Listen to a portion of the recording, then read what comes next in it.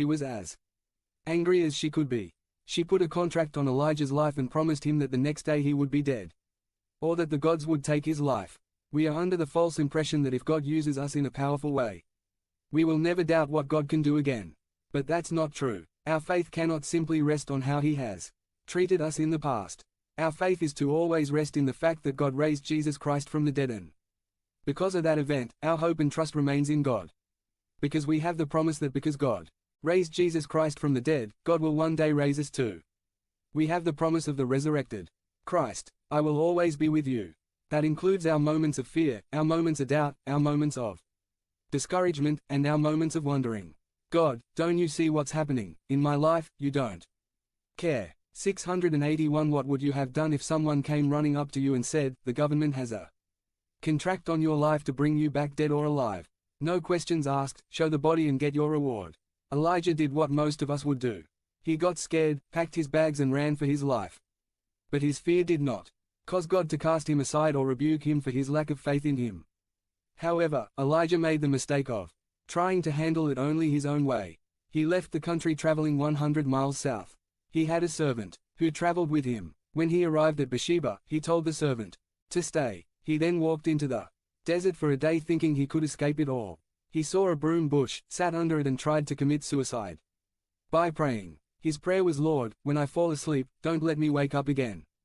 I've had enough. I am no better than my ancestors. After all the preaching he had done on the mountain Carmel and the people who shouted, the Lord, He is God, those same people were willing to hand him over to Jezebel for a reward. It seemed like he wasn't making a difference at all. He was totally discouraged and depressed. If he had come to the new year and been asked, Elijah, what are you doing here? He would have said, I am resigning. I'm giving up. I'm not doing anything else for the Lord. I am tired of dealing with these people and my situation. So I'm going to sleep so the Lord can take me straight to heaven. I will soon be out of here.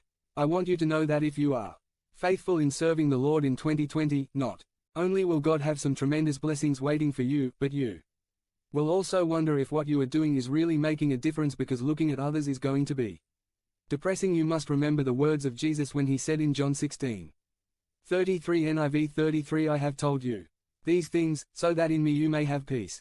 In this world you will have problems. But cheer up, I have conquered the world. Think about this, if Elijah really wanted to die, he didn't have to travel 100 miles south on foot, then travel a day alone in the desert to lie down under a bush.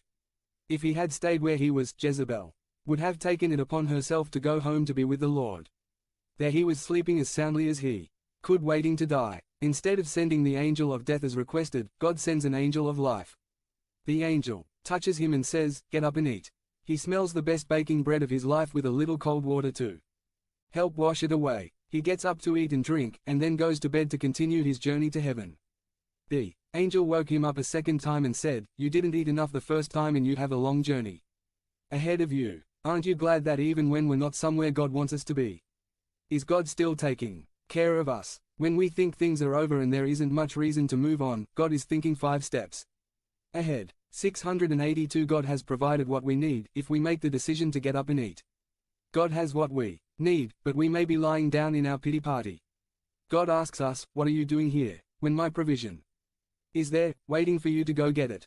I don't know what's stopping you, but I want you to know that God is not done with you yet. Elijah made the decision to get up and eat and traveled on the strength of that meal for 40 days and 40 nights until he reached Horeb, the mountain of